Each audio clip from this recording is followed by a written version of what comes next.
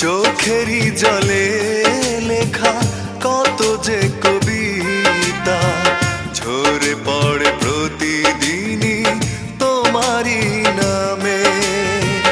চোখেরই জলে লেখা কত যে কবিতা ঝরে পড়ে প্রতিদিনই তোমারই নামে।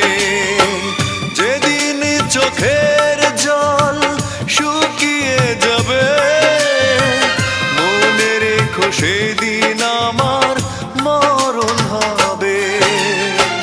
চোখেরই জলে লেখা কত যে কবিতা ঝরে পড়ে প্রতিদিন